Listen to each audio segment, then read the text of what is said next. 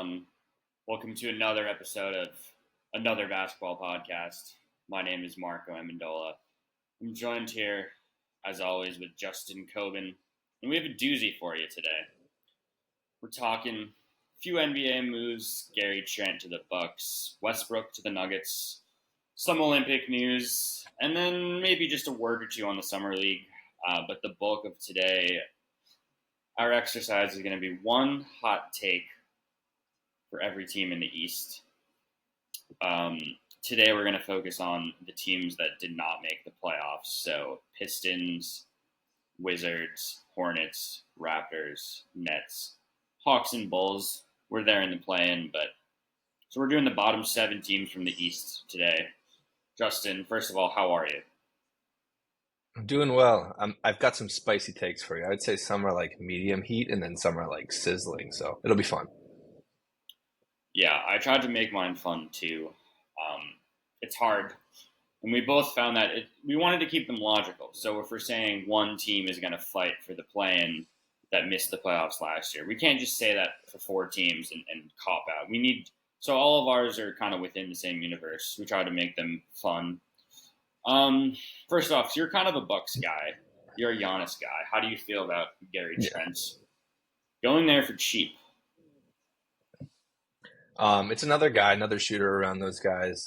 I was saying on a previous pod how much of a believer in Torian Prince's three that I am. So I feel like one of my hot takes has to do with like which of their signings is going to be the most important to them over the course of the season. Um, I've heard from an anonymous NBA executive that Gary Trent is a pretty big liability defensively, so that kind of worries me, especially alongside Dame, like who's also not that great defensively. So I know he's been a big steals guy in the past, but and they have the rim protectors in Lopez and Giannis, so it could work. Um, I'm I'm okay on it. I think it's a good get, but do I think it's going to really change the outlook of their season? Probably not. How about you? Yeah, I kind of feel the same way. We can get more into it when we talk about the Bucks later, because I feel like that'll kind of spoil my take. Um, yeah, I guess the concern is how his defense will pair if he's on the court at the same time with Lillard. I think if you look at Mhm. the backcourts in the East, it's maybe not the best defensive lineup. Um, so we'll talk about the Bucks later. Westbrook, breaking news within the past hour or so. Um, Gets dealt on a sign in trade with the Jazz. So the Clippers get Chris Dunn. The Jazz get a future second round pick swap and Westbrook. And then they bought out Westbrook, and he's going to be going to the Nuggets, which was highly speculated over the past few weeks. Um, so an interesting fit on the Nuggets, I guess. Spark plug off the bench. But, I don't know. It's one of those things. I like Russ. I think it's a fun signing. I don't have that much negative to say about it. Yeah, I'm with you. It's one of the only teams where he fits. So think about this: their centers are now Jokic and Saric, as opposed to when it was DeAndre Jordan. I think he's still there, DeAndre Jordan, but I'm not sure he's going to get heavy minutes or any minutes at all anymore. And then if you're playing Westbrook alongside Jokic, MPJ, Jamal Murray, all these shooters, right? Maybe Saric if in the Jokic list minutes. That's an offense where he can thrive. He can create for these guys. He can drive and have the spacing where no one's really going to be clustering the lane. He can kick out to these shooters. So I really like the fit there. It's very similar to Reggie Jackson. I think a little bit better than Reggie Jackson for them. So that's an upgrade. I still think the big loss is going to be KCP. We'll talk about that more later. Um, but yeah, I like the signing a lot. I think it's really good actually for them.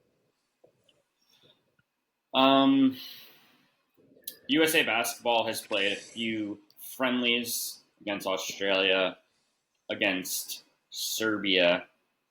Um, Saw some clips, particularly against Serbia, where it was kind of close at the start. I think it was tied after the first quarter. And then you kind of saw the talent mismatch between the rosters. The USA just, yeah, too many good guys. Serbia didn't look great outside of Jokic. I know you watched some of that too. What did you think about that? And Any notes from the Australia game? One thing that stuck out to me was not on the USA side was Josh Giddey's playmaking is just insane. He really had a really nice game for them. I think he had 7 assists, 7 boards as well. Just off the top of my head, it was something around that. But just the creativity on his passes, he was chucking passes down court and that little kind of comeback spree that he had at the end. So his vision is brilliant. It's just a matter of the shot for him. Um, if that'll work with the Bulls. We'll talk more about the Bulls in a bit. I liked what I saw from Giddy. The other takeaway I had is just the USA team. It's going to be weird because there's so much talent on that roster. You saw against Australia, Steph didn't do anything. And then against Serbia, it was kind of the Steph show in the early going. So they're going to have to figure out that balance of which guy's going to take over when.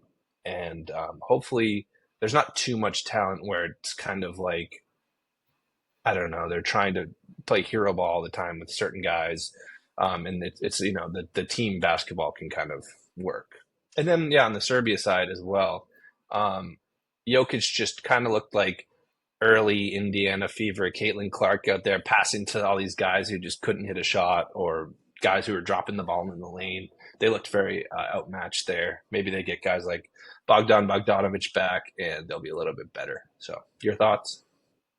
Yeah, I agree. I mean, Giddy wanted out of OKC because he wanted the ball more in his hands, so he got that with Australia. Maybe he'll get that with the Bulls. Australia has a fun team. Just looking at their roster: Dyson Daniels, They Giddy, do. Ingles, Patty Mills, Duop Reith. So they're always a fun matchup. Jock Landell. Yeah, Exum, Dellavedova. Yeah, they got a lot of guys. Um, Summer League has been going on. I think I watched a little of the Celtics. Um, I think the rookies look good. Anton Watson looks like he has a high basketball IQ. I don't know how much he'll play just based on the Celtics' depth, and they have a solid like 13 guys already. So I think he's someone to watch maybe moving forward. I think he looks legit as just a deep bench guy. And then Baylor has been good. Has shown flashes. Looks maybe kind of like a bigger Hauser.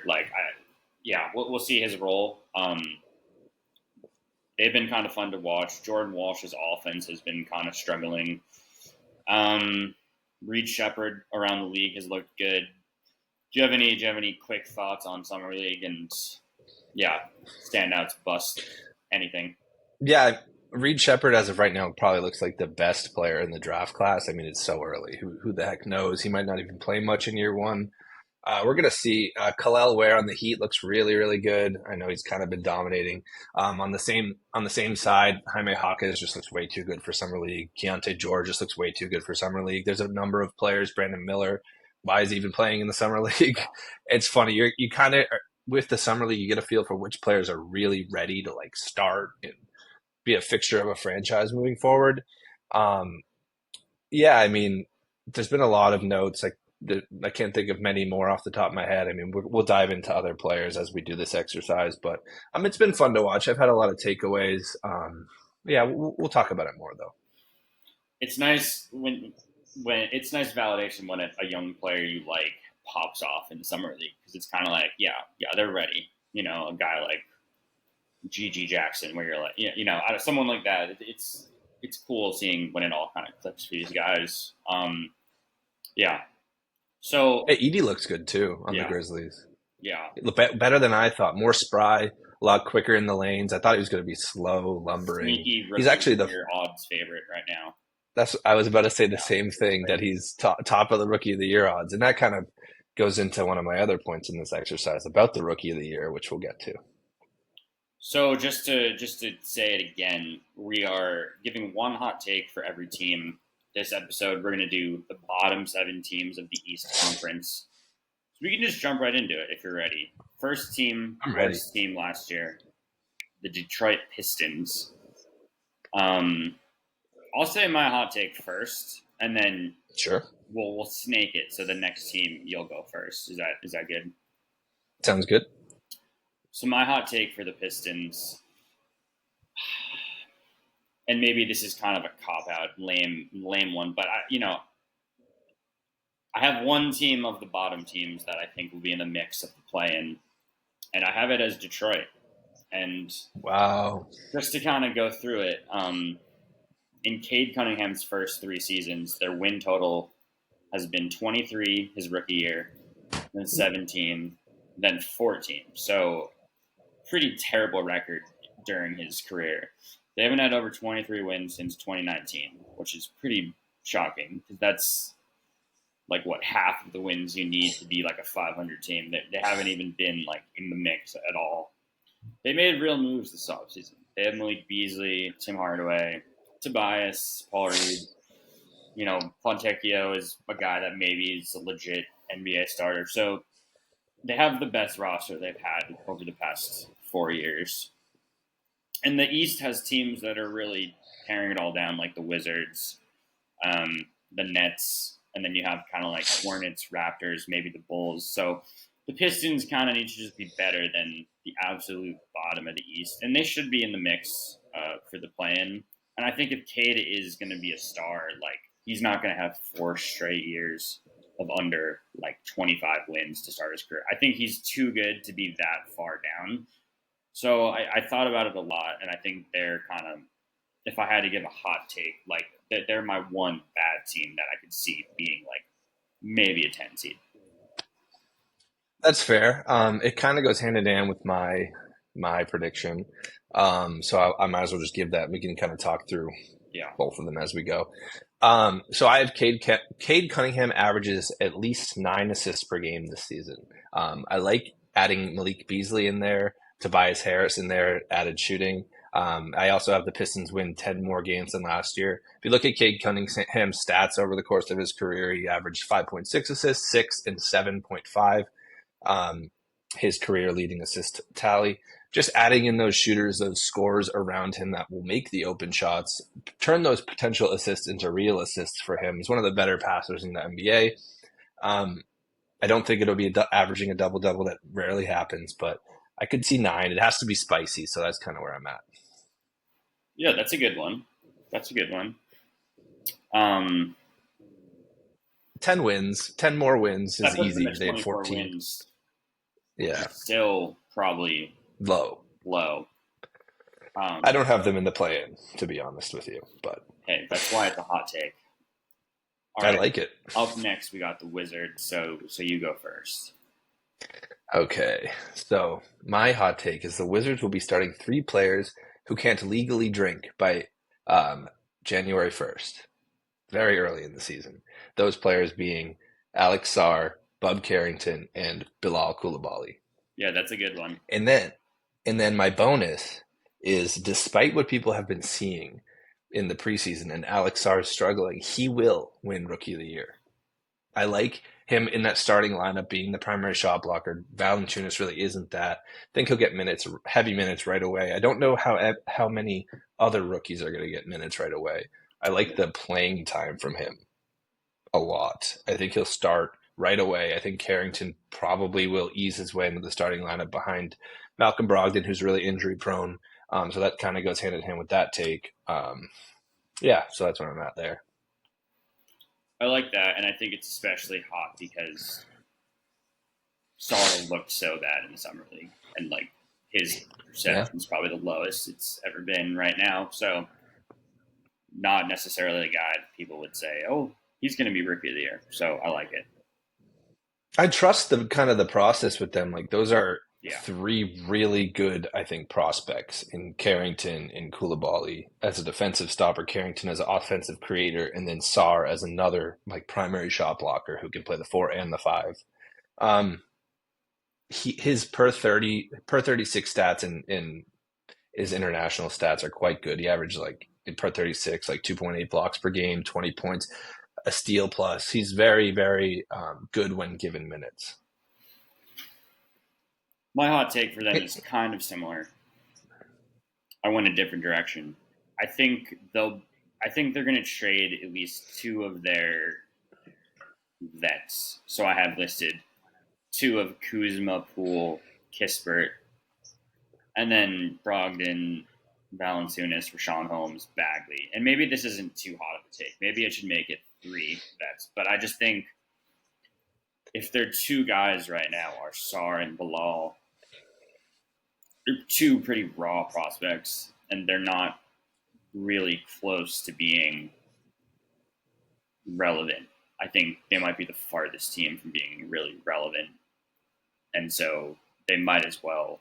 I think the front office has done moves to indicate that they're really focused on the deep future. And you saw it with trading Yep. Denny, and I just feel like there's no need for Kuzma and Poole to be on this team, and maybe, I mean, I don't know, like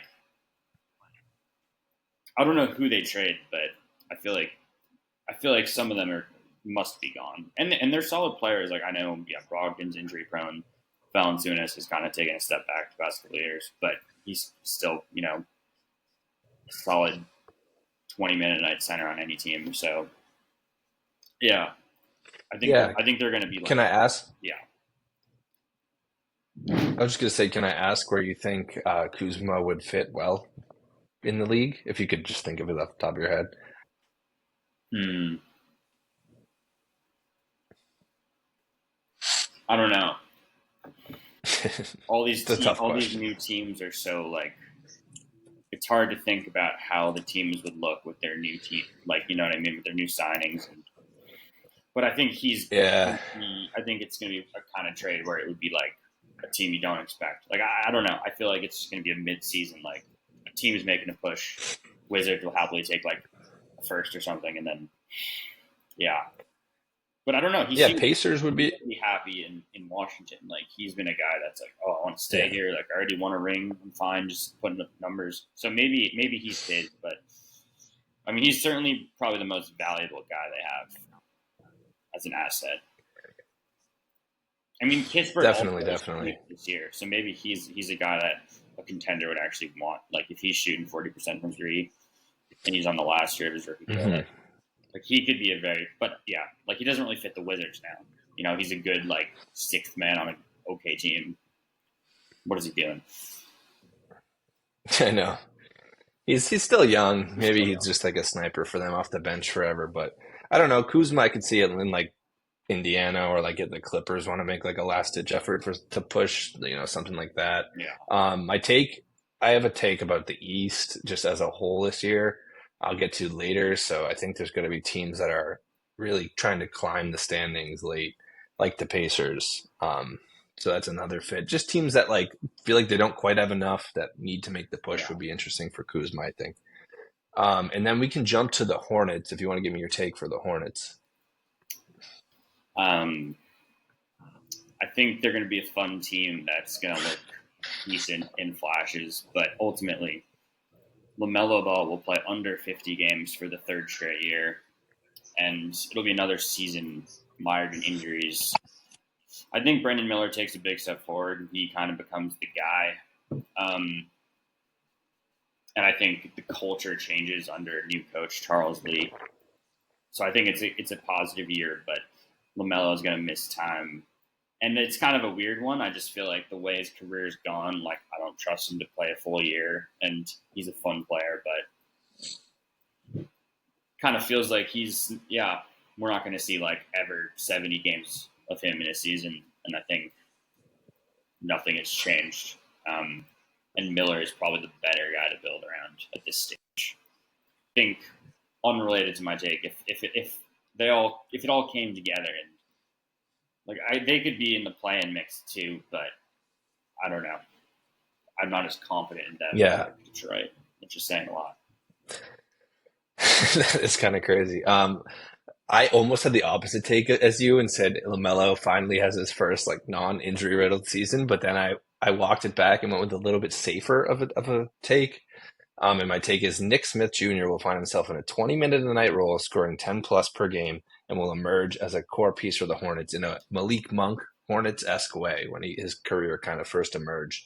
I really like what I've been seeing from Nick Smith in summer league. I feel like he's just a bucket. He's 6'5", he's long, shoots well from three. I think he's 39% from three or higher last year. I could pull up the number too. Again, like you said, LaMelo gets injured a lot. I don't trust Mitch's shot maybe one of the worst 3-point percentages in the NBA last season. He was not great for the Hornets, at least shooting wise. Good passer though. I don't really truly believe in Man long term. I think he's decent, Trey Man, but I do think Nick Smith at 20 years old feels like the best of the bunch. There's not a lot of stiff competition for him to surpass. LaMelo could get hurt. He's a two guard anyway.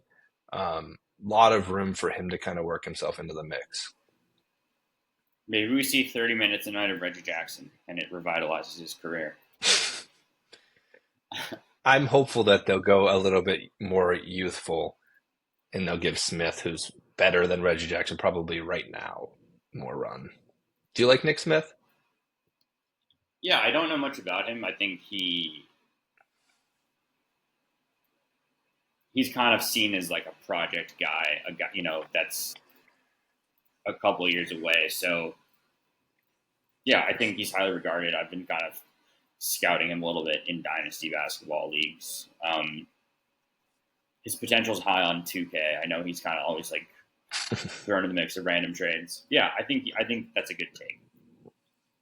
Sneaky 43% three last year on low volume, but I missaid the number. And then he's never seen a shot he doesn't like. And in preseason, he's been pulling and he looks better than most of the other players on the floor. I will say that. So I think that a jump is reasonable. And I actually believe that. I don't think it's super hot. The Hornets are a team that's probably going to be in rebuild mode. I don't really see them in the play-in either. So they should give guys like him some burn. He was the number one overall recruit in his high school class, which is pretty impressive. He's really fun. He's a fun watch if you ever look up highlights.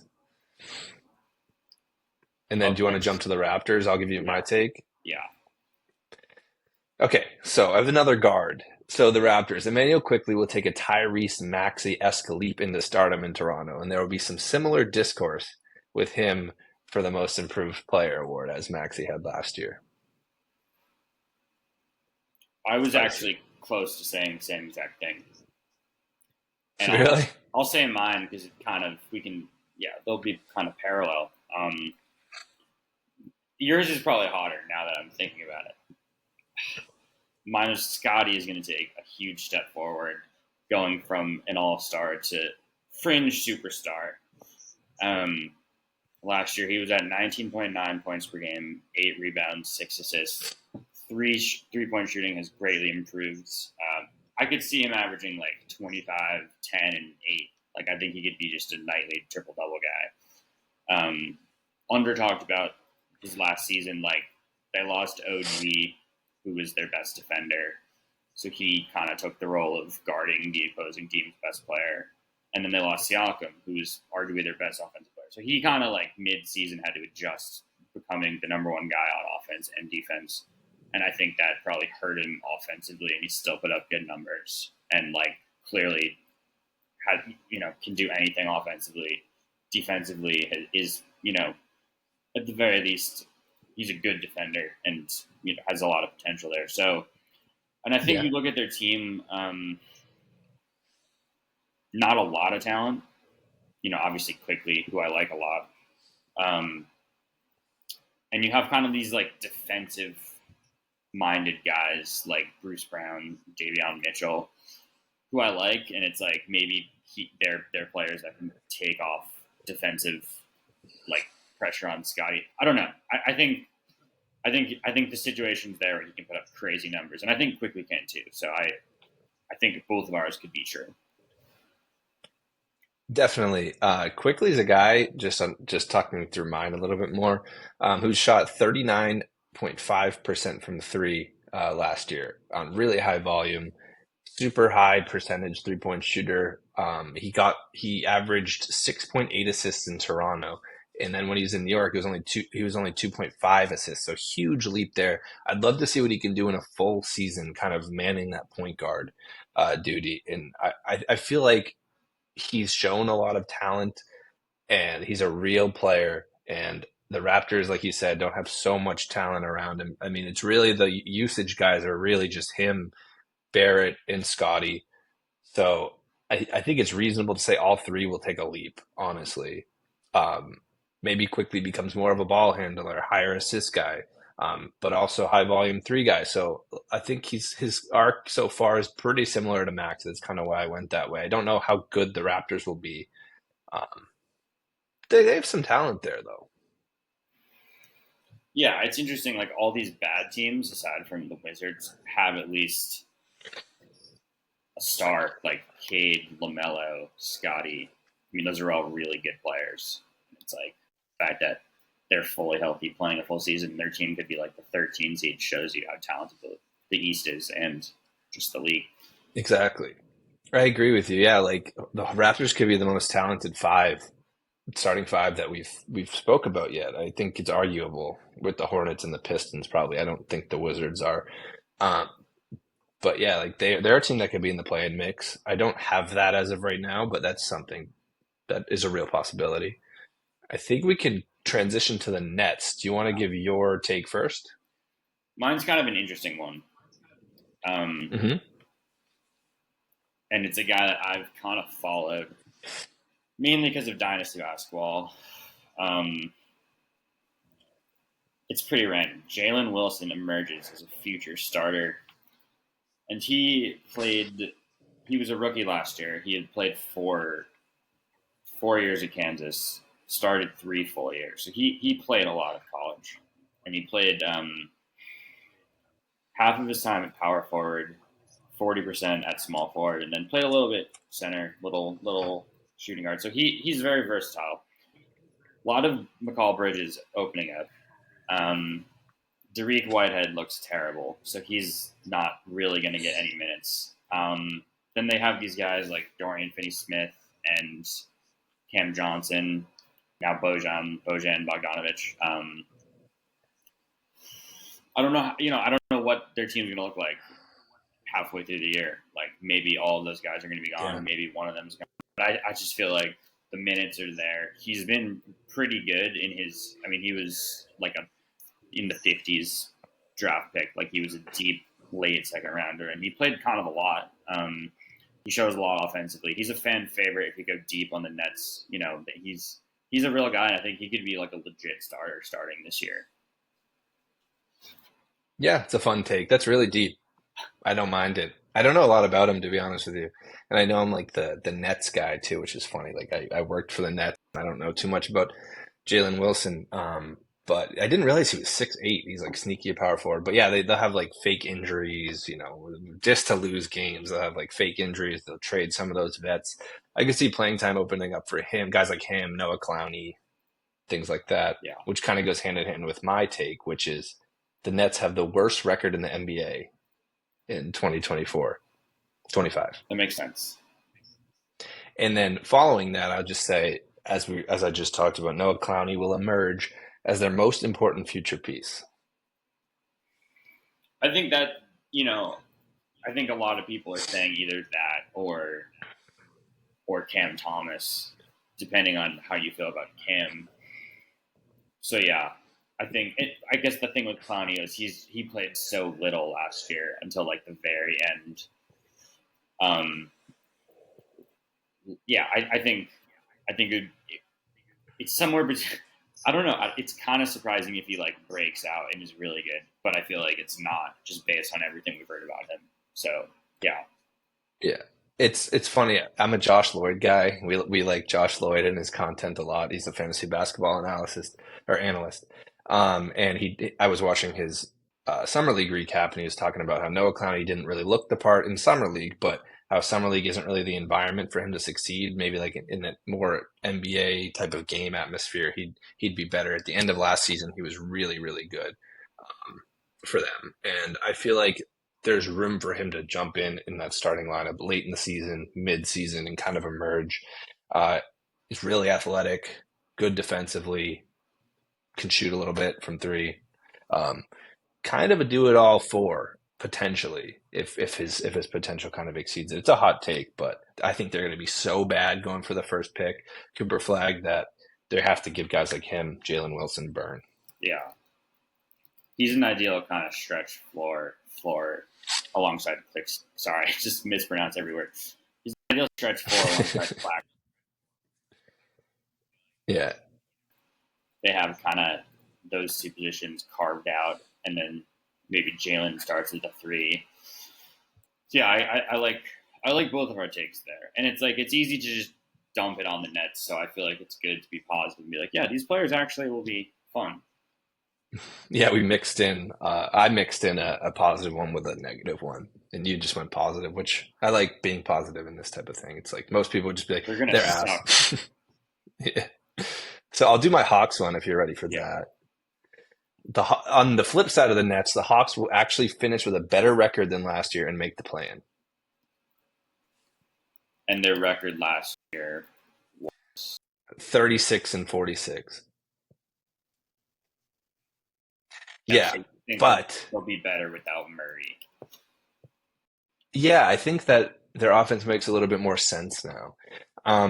Like Larry Nance Jr. getting him in and Dyson Daniels, like is sneaky good for them. Like I was looking at their roster, and Larry Nance Jr. is like a really good backup five. He can shoot a little bit, like sneaky can shoot. He'll take threes. He's not like a frequent 3-point shooter. Dyson Daniels is kind of the ideal like defensive clamp next to Trey Young. Maybe he'll emerge there. They like Shea as a starter too. Like he can shoot a little bit from three. He's like a long wing. They say he can defend. I don't know much about him to be honest with you, but I like that. I've always liked Okongwu. I like Capella as like a rim protector. We'll see if they continue with Capella or they roll Okongwu out. They're not lacking talent. You know, like guys like Bogdan Bogdanovic, who's a sniper. They have DeAndre Hunter off the bench. They're still pretty talented, and I really am a believer in Trey Young. So Yeah, I think I like that. Mine is I know he's your guy. Dyson Daniels is going to be top 10 for the most improved voting, and he's been pretty. He's played pretty limited minutes, and part of it is the Pelicans have just been deep, and like he's not giving them enough offensively to sort of be worth it, and they have guys that do more. And but I think he's improving. I think he's a good fit alongside Trey. Quinn Snyder is an offensive coach. I think he has the skills and like the drive to really improve his offense and become more than that like Matisse Thybulle level player of like a defensive savant, but like a net negative on offense. And just I think and he's been playing well in the Olympics. I've been following kind of just his hype. And I think either whatever the Hawks do, like if they go young and like hypothetically trade Trey Young, maybe they probably won't, but if they trade like Capella and kind of go younger, like he'll get minutes. And if but even if they're trying to win, like I feel like he's still the logical fit alongside Trey. So I think he'll get his minutes either way. And um, and then on the flip side, I kind of had this thought like, well, maybe the Pelicans actually just don't value him, and he's worse long term than like Herb and Trey and Hawkins, and they like know something we don't know, and it's not as good of a deal for the Hawks as we think. But I think he's yeah, I'd like to think that's not true. yeah, maybe on the flip side of that, the Hawks really wanted Dyson Daniels. Like maybe he was who they were Yeah, after in the trade, more so than the picks, more so than Larry Nance, etc. Um, but I like your take a lot. I think the question with Daniels is he a stats guy enough for that to be like rewarded in, that's in true. most improved voting? He's like a really good defender, and he's like you said, a Thibault type. Can kind of do a little bit of everything on the defensive side. Very tall guard. Um, but yeah, if the stats will show is really the real question from him, and would the stats reflect in the most improved voting? So that'd be my question there. But 10th isn't outrageously high I know. on that list. I tried to find the balance because normally the winners and the top voters are like top vote getters are like pretty big names. So he probably would not be Yeah, big enough even to be like unless he had a crazy year, he probably would never be like top three. So top 10 seemed kind of like hot enough, but not too hot. yeah, we're in lockstep on Daniels. We both like him. So, do you want to finish it off with the Yeah. Bulls? It's the Bulls, right? Yeah. So my take, and maybe this isn't hot enough because this seems pretty grounded in reality, but I think they won't be as bad as we think they're going to be, and they're not going to sell anyone else during the season. I think they're going to hold on to Vooch and Levine. I think Buzelis, sorry, I have the pronunciation written down. Buzelis. I was going to say Buzelis, so I think he's going to be, a fun rookie. Giddy could take steps forward. We got Kobe, we got Io. Patrick Williams could have. I think they're still going to be pushing for the plan, and like they haven't gotten that much in return in terms of like long-term picks for Caruso and DeRozan. Obviously, they could have just got nothing for DeRozan, but like I don't think they've really shown anything that they're fully committed to just tanking and like rebuilding. So I think they're going to go. I think they're going to be the Bulls that we know and love, and just try to get that like 42-40 record and be the 9 seed and like hang in the play-in. I think they'll be fun. I think it's going to be a team the city can rally around, and it has a different vibe. Like I think there's more hope for the fans. I would argue that's the safe take rather than the hot take. Well, because them tanking is so out of character for them, like them just being like, "Oh yeah, our team's better now with Giddy," like it's just on brand. But it is like a hot take in the scheme of things, but from the Bulls, like just what we've seen from the Bulls, like they always do. Do you think it would be hot? Do you think it's hot to say that they're not going to trade it? Like they're going to keep both Levine and Vooch? Do you think that's like? I just don't think there's enough market for them, or that like they're not going to. No one's going to give them like 3 firsts for that. Yeah, And they're not going to take. Like, we'll see. Yeah. Yeah, I don't know. I'm kind of 50-50 on that.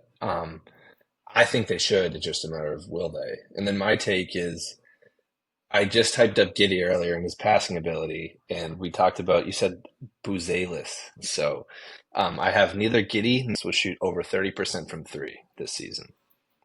And that is on the basis that Giddy has been steadily in the low 30s, like 33%, 32% over his career. Buzelis in the G League, I believe it was 28% from three. So not super efficient from three there.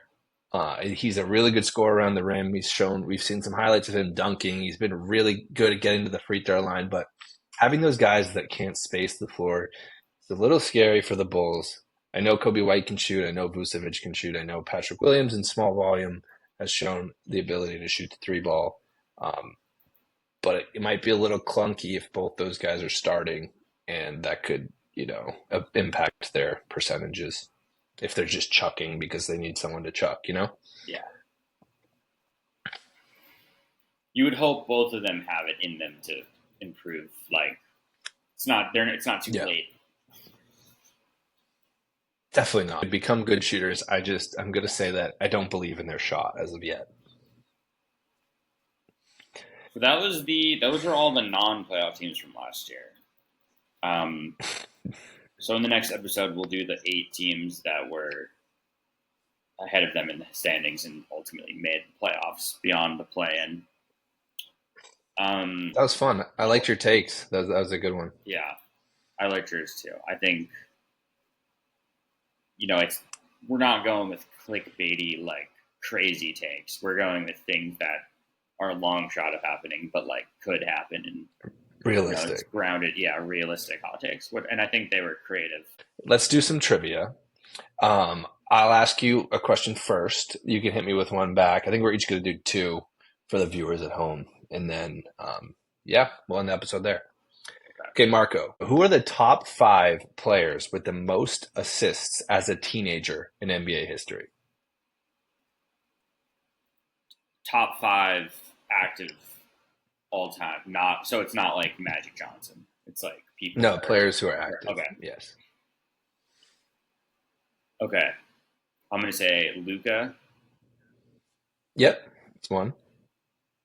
Trae Young. No. He was probably 20. LeBron. LeBron is like 300 plus above the second guy. Crazy. Was Chris Paul, was he just too old? Yeah, I think like who came in really young. I think you're kind of on that right track though with Luka, LeBron. Ant? No. Ant, no. Not Lillard. Not. So we have Luka and we have LeBron. Yeah. Westbrook, No, the last couple guys are two of the three are very young players, like currently. LaMelo. Yeah, LaMelo's one. So don't throw shade at LaMelo Yeah, that's a good and his stat. injury history. We have hmm we have LaMelo, LeBron, and Luca. Who else is an L name? hmm Um, No, it's not. There's no more L's on here for what it's worth. One's like a vet, probably like mid 30s, early to mid 30s, and then one's like really young, third Not Kyle year. Lowry. He was probably older. Not Halliburton. Hmm. Who's a LaMelo type young guy that We've been talking about him a lot today. Giddy? Yes, Oh, sir. that was too good. Good one. And then is it Yeah, like maybe. Kyrie? No. No, Is that close? um, Who's a vet? not really. I don't know. I don't know where Kyrie is, honestly. I only took a screenshot of like the top seven. Hmm. I honestly don't know if this is accurate with this guy because it says his age 19 season, he only averaged 3.8 assists per game. That was his first year in the league, so maybe I'll just give it to you. What conference? East. Um. Okay. Who is it? Drew Holiday. Wow. I was thinking him just as a vet, but I would not assume. Yeah. Yeah, I guess he did play 1 year of college, so he would have got. Yeah, he was probably young. Yeah, on Philly. Maybe it was his second year. He was still like 19 for part of it or something. Because it's weird how they like listed it on Basketball Reference. It said he only was 19 for his first year, but I can't see that being how he got all of his assists. That's a good All right, one. do you want to go with your first question? Yeah, mine one is my first one's a little topical. Um, so with Russell Westbrook, assuming he plays a game or two for the Nuggets, with Westbrook joining the Nuggets, he becomes the third former MVP to play for the Nuggets. One of them being Jokic, who is the third, and it's That's someone. current? It's not current, but it's someone that was relevant during our lifetime. It's not. It's not obscure. It's a good balance of. You can think about it. Allen Iverson? Yeah, that was really good. Yeah. That was all right. That was your best trivia answer ever. I'm an AI guy. That was good. I have an AI jersey in my closet. I know where AI played. Trust me. He played with like Iggy there. Yeah, It's fun. yeah. All right. So I thought that was an interesting stat. It is. That was a fun one. Easy one for me, which is Yeah. rare. I was just gonna keep it on brand with passing for this pod. Yeah. So I was gonna say, who were the top three players in passes made per game last season? Top three. In passes made per game. Luca. Yeah. No, Wow. Halliburton. believe it or not. Yes. You get two more strikes. How about that? Sabonis. So beat. Yeah, yeah, yeah. That was a snipe of an answer. Halliburton. That Sabonis. was a good answer. Yeah. It's Think about all the times he just gets it and just goes boop and just shovels it to Fox on the just run or constantly whatever. has the ball. This Yeah. isn't a guess, but I'm thinking Embiid. I'm thinking. I mean, Cade. It could be Cade. Um, Trey Young. No, don't overthink it. Two strikes. Don't overthink it. Is it just Cade? It's Jokic. Oh God. Okay. Yeah. I was over. Yeah, yeah. So that's what I was trying to say. Bonus Luca. No, no, no, Not Hallie. Luca. Sorry, Halliburton. Yeah. Yeah, that makes sense. That's probably the three best answers. Want to give me your last? Oh, there's one more. Oh, my last question. Sorry. Yes. This is a silly question. All right. NBA draft related. So, just for some context, the drafts throughout history used to be much longer. There was not a predetermined pool of players. You didn't have to declare. You didn't have to be eligible. So, crazy things have happened in the drafts. In 1974, Oh, Jesus. the draft the draft was 10 rounds, 178 picks. So obviously there wasn't close to 30 teams. So 10th round, I'll give you three options. One of them is true. 10th round, the Atlanta Hawks in the 1974 NBA draft made history selecting A, executive Pat Williams' one-day-old newborn son, baby James. Is it B, head coach Cotton Fitzsimmons' adopted son? Sorry, I compose myself. I love this question, though. Is it B, head coach Cotton Fitzsimmons' adopted son, Armando, who averaged 1.1 points per game as a senior for Cornell? Or is it C, star rookie and future All-Star John Drew's 77-year-old grandfather, Gene Drew? So to recap, This is so funny. Yeah, it's either a baby, it's either a grandfather, or it's an adopted son, Armando. This is so funny. It's like the nepotism question, like Brawny. It's like on brand with. Is that why you thought of it? No, but that is good. That would have been a better reason to come up with it. It's kind of draft nepotism related. But honestly, no, that's not why I thought of it. Okay, this is an impossible question to answer. All of them are equally ridiculous. I'll go with B. It's the most realistic. It is the baby. The baby was drafted. Oh God, I thought about that one too. That was my second choice. B was the most realistic. How did you come up with the other ones? I know. I dug deep to try to think of I thought, yeah, giving the specific points per game was kind of like, why would you just say that? And then Gene Drew. And actually unrelated also, the guy Pat Williams was the guy who died today. I think he was the Magic founder, and I didn't know that when I made this clue up. But it was his son. He as a joke drafted his baby, and they didn't care because they didn't need 40 draft picks. So that was a cool one. I liked it. Yeah, I have just like a little teaser to our next pod. I have two really, really fun questions for the next one. So tune in. It's going to be coming out. This one's going to be coming out on Friday this week. The next pod, the rest of the East will be coming out on next Monday. We're going to try to be consistent with these uploads, getting them out on Mondays and Fridays. Beginning of the work week, we'll release them early in the morning so you can listen on your way to work. Same with Friday, end of the work week, listen on your way to work. That's the idea. We're going to wrap here. Thanks so much, everyone, for listening to the pod today.